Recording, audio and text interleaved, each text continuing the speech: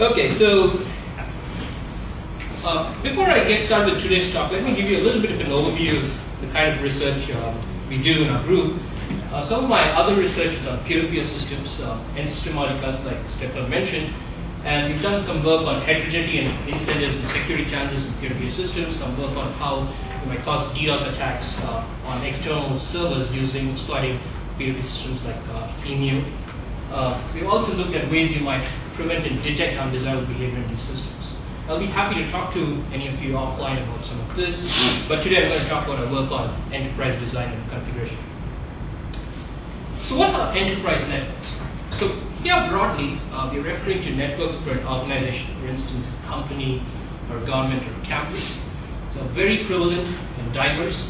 Sometimes their scale surpasses carrier networks. We're talking thousands of switches and routers. And despite the importance of these networks, they have been given very little attention in the research community. Now with enterprises, often operators are attracting very different tasks as compared to their counterparts in the carrier networks. For instance, some of these tasks might involve things like controlling access to databases, integrating routing designs when there are multiple companies that merge. These networks often tend to grow very organically rather than in a very structured fashion. And aspects like prioritizing voice traffic over other kinds of traffic. Today, the operators might start with a lot of high-level intent in designing a network, and to realize that intent involves instantiating low-level configuration in tons of low-level devices. Okay? And if you're wondering what a configuration looks like, if you haven't seen it, this is a small snippet of a configuration of one device. And usually a network consists of tons of such devices. And if you're not totally convinced, there are all kinds of dependencies between various portions of the network configurations.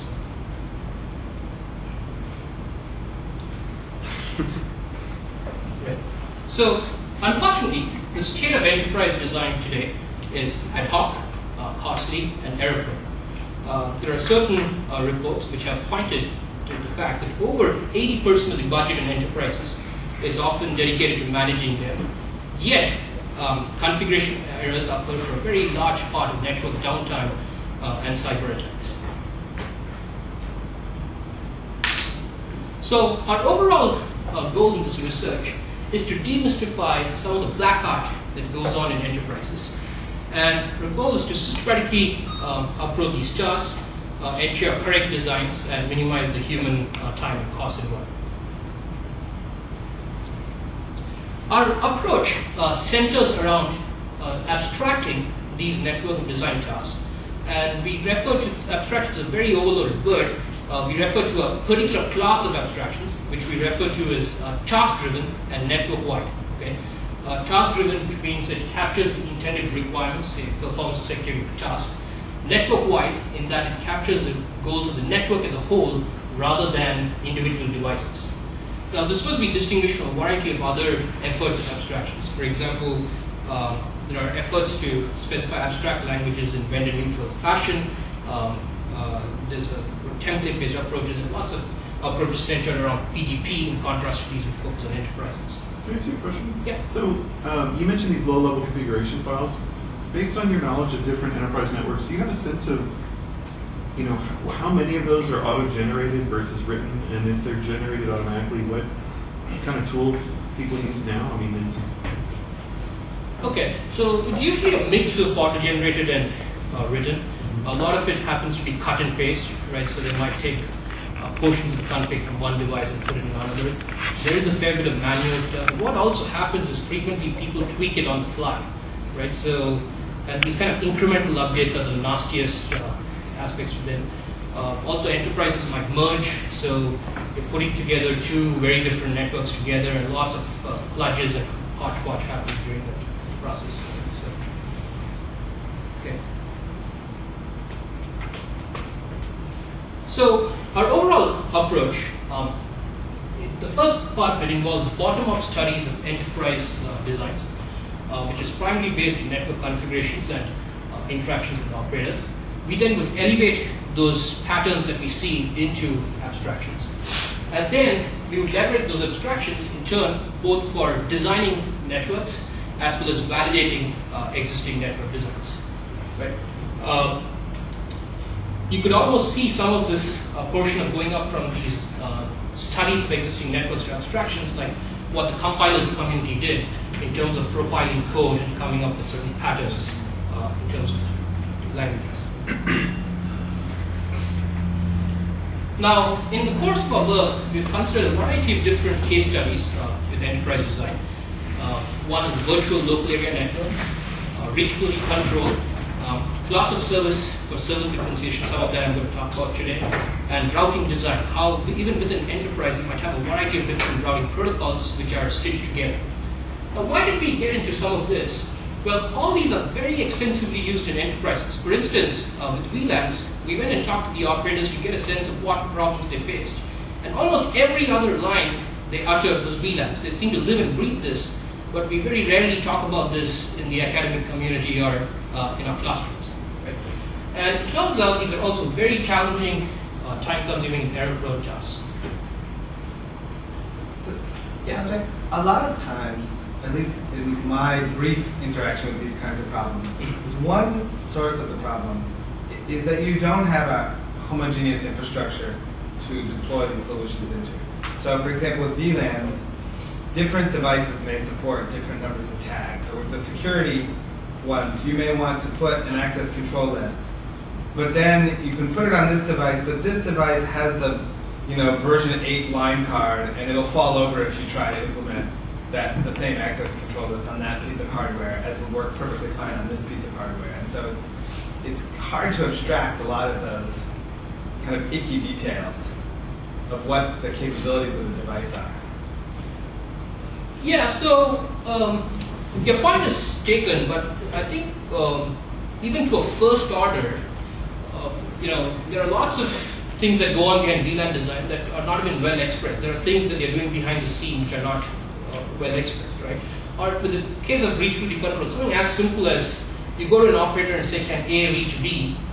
It's something they have to do a ping to come back and tell you the result. This really should be something that they should have up front, right? Now, in terms of these different devices, you could always imagine going forward with the abstraction approach in terms of things like perhaps there are ways to abstract out the heterogeneity of devices and their capabilities. That might be a way to go forward with some of that, right? But that said, I think your questions are well taken. Okay. So, question? Yeah. Maybe you're going to get to this, but do you think that VLAN is the right abstraction? I mean, my understanding is that VLANs are being abused in all sorts of ways to express things that they weren't designed to express, and that's part of what makes them so brittle and hard to configure and manage. Right.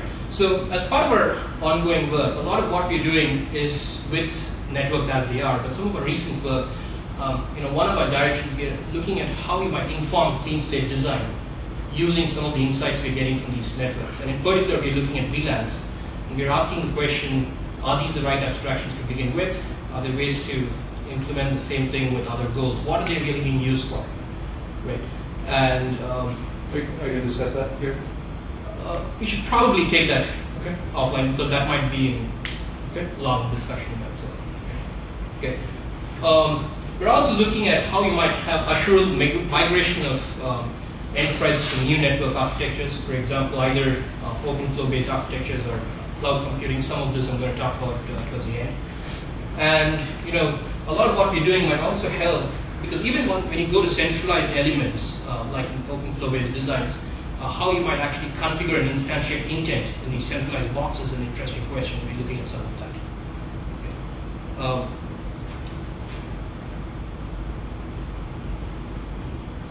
Okay, so what I will do today is talk about a couple of pieces of work.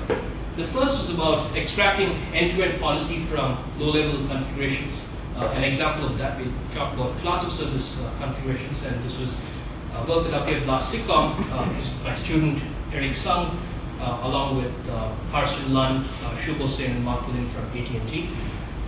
The second part of the talk, I'll talk about some recent ongoing work where we're looking at planned migration of enterprise applications to the cloud. And this is work with my students at Purdue, Mohammed, Shin, and Eric, along with David Malls and Microsoft K from IBM and Mohit from Purdue. Okay.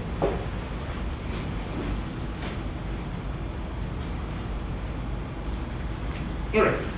So let me begin by talking about service differentiation. Right. So service differentiation is being extensively used in these enterprise networks. So we're talking about applications with very different performance needs, very different relative importance to enterprises, and cost and capacity constraints of enterprises. Just to give you a little bit of background. So here we are talking about these sorts of VPN networks, virtual private networks, which are usually geographically spread. So you might have a provider that goes to someone like Merrill Lynch as a customer. They have branches all over the world, and usually there are service level agreements between the provider and the customer, and these agreements need to be met. It's very critical to meet these agreements. You enforce these loss of service policies to meet these SLAs. They're very complex to configure, and we'll get into some of that complexity. There are similarities with firewall configuration for those who are familiar with it, but it's more, and it's critical to get it right because misconfigurations can lead to SLA violations and disruptions to the enterprise. Just to give you a sense of reality or perspective here, not much is known about the usage of service differentiation in networks to begin with, right? And we did a study of about 150 enterprise VPNs managed by a large ISP. We're talking about 2 to 100 sites per VPN. Here is consisted of about 4 data classes. There's real-time traffic, there's premium traffic like database transactions, medium priority applications like email and best effort. Also classes for network management, routing updates. Yeah. Question. So, in the definition of these classes, something that the enterprise came up with and went to the ISP and said, "All right, I want you to make, my voice traffic have this priority. I want this traffic to have that priority." Or is the interface one in which they say, "Well, I need to get all my applications working, and I have a contract with you. Make it so." I'm just trying to understand who's responsible in these kinds of relationships for figuring this stuff out. Yeah, it usually is some kind of negotiation between the two, a discussion between the two. The ISP itself offers 4 classes, and you could imagine there's some discussion between the customer and the ISP where the customer says, "Here are my needs." The ISP says, "You might want to consider these." The customer would come back and say, "Well, the costs are high," right? So it's a decision made by the customer, but in conjunction with discussions with the ISP. I'm just wondering because I would guess that the way that these get managed is different from the kinds of class of service issues that get handled inside an enterprise managed by the enterprise employees themselves. So like here we have class of service issues related to, for example, shutting down the students from using too much peer-to-peer bandwidth coming out of the doors, or making sure that the wireless traffic doesn't, or broadcast traffic doesn't totally overwhelm the wireless net, that kind of thing. Yeah, there are definitely lots of differences. In fact, here, you can imagine the kinds of policies are also more sophisticated, right? So it's not just rate limiting. There might be things like you want certain guarantees for voice. There are policies like weighted fair queuing that might be used for some of the traffic. Also classifying what traffic belongs to which class is not a trivial. We'll talk a little bit about how some of that is configured. Okay, so, but interestingly, even within enterprises, there are people talking about deploying voice over IP and services, and we see some of that in the regular campus setting as well. Okay. One of the things that struck us was a lot of heterogeneity across sites within an enterprise. So even with the 4 data classes, you could have each site in the VPN enterprise pick one of these combinations. For example, a site would pick C1, another could pick C2, C3, C4, and so on. And there are 16 possible configurations or combinations possible. And we found that 40% of the enterprises were configured with 2 or more configurations. And there's a case where an enterprise is configured with as many as 7. And some of this heterogeneity comes from different site roles. For example, you might have one site which is a voice over IP center, another which is more of a data center, so their needs are different. And why is this heterogeneity relevant from a config problem? Because this heterogeneity makes it harder to handle the config because things can be configured in very different ways from site to site, and there's a lot of diversity across these different enterprises. Okay. Now, here are some of the things that the operators care to do. For example, troubleshooting, given a set of flows, what kind of treatment do they receive along the path? Auditing, is any flow mistreated? So what, for example, you might have real-time traffic that's misconfigured to go into the queue corresponding to best effort. Visualization, how do you visualize the overall network-wide design? What are the pairs, what are the traffic classes exchanged between sites, and so on. So I'll talk a little bit about what makes these configurations challenging to manage and our approach to dealing with them. So, number one, the policy is often instantiated over multiple devices. So, for example, this network here, there's what's referred to as a customer edge router, the router on the customer premise where it talks to the provider, and the provider edge router, likewise the router on the provider edge that talks to the customer, right? And all these squares show you where you might find class of service policy that affects a flow's treatment. And the point you need to take is even in this one flow, there are lots of different squares saying you could have policy instantiated in all those places. You could have packets being transformed. So you might have an IP packet. As it goes across the network, there are bits in the packet that are changed. You might have new headers that are added, and policy might be in terms of the bits of the new header as well. Okay. And how a packet is treated in one device or transformed in one device affects the kind of policy that affects it in the subsequent devices. Now, even within a device, you might have many different policy blocks. So, for instance, usually if you look at some of the policy, there is one which corresponds to marking, which looks at how you might classify certain traffic as belonging to a class. Policing, which decides how you decide if the traffic is conformant or not, what you do with non-conformant traffic. Queuing, which is what you do, what kinds of queues do you put it in, what parameters you configure, and so on. While this is, while we won't go into the config, this is a snippet of how the config of one device is. It's a highly simplified config of one device. And while we want to go into it, I want to draw your attention to a couple of things which make this messy. First, the dependencies. Now, each of these blocks in this figure points to a block of related configuration, and you have a line between them if one block refers another. And you can see this is a highly nested kind of block pointing to lots of interdependencies between these configs. Yeah? Is Juniper's language as ugly? It is a little better, but the fundamental problems remain. Okay. Another problem is with these things like access lists, access control lists. So typically the way you identify traffic as belonging to a class is using these sorts of access control lists. And we found that these access control lists can have hundreds of rules, right? So typically they're used in the firewall context to permit or deny traffic. Here they're used to identify traffic as belonging to particular classes. So I'm now going to talk about a model to reason about these policies, and then talk about a tool that can aid operators in determining policies related to flows. So our goal in modeling them is to come up with a formal representation which captures those policy goals in an unambiguous and precise manner, which is independent of the low-level syntax. Right?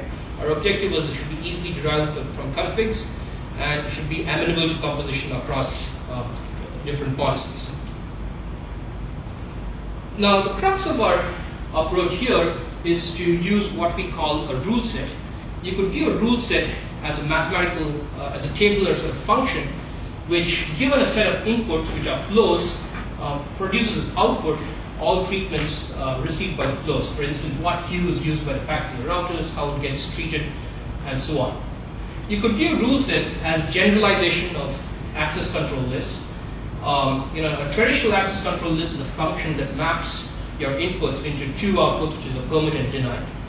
Instead, rule sets can recursively depend on other rule sets. They permit a broader range of actions than permit deny. They can transfer input and forward it to other rule sets. Now, here is a view of how you would convert this config in a rule set representation, right? So you begin with this is your earlier piece of config.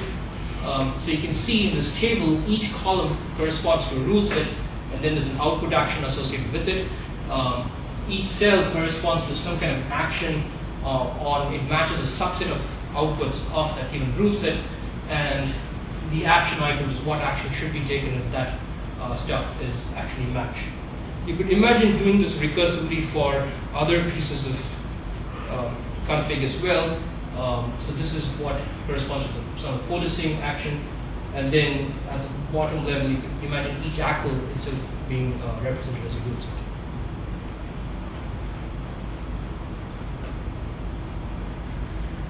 Now, what we would then do is, from this recursive representation of rule sets, we would move to a flat representation. So, given a set of unique actions and subset of inputs that trigger the action, you produce a flat representation, which is the actions that the policy block itself can produce. And then we would compose those rule sets across these different routers. So each of these policy blocks can give you a root rule set, which you then compose to give a final rule set.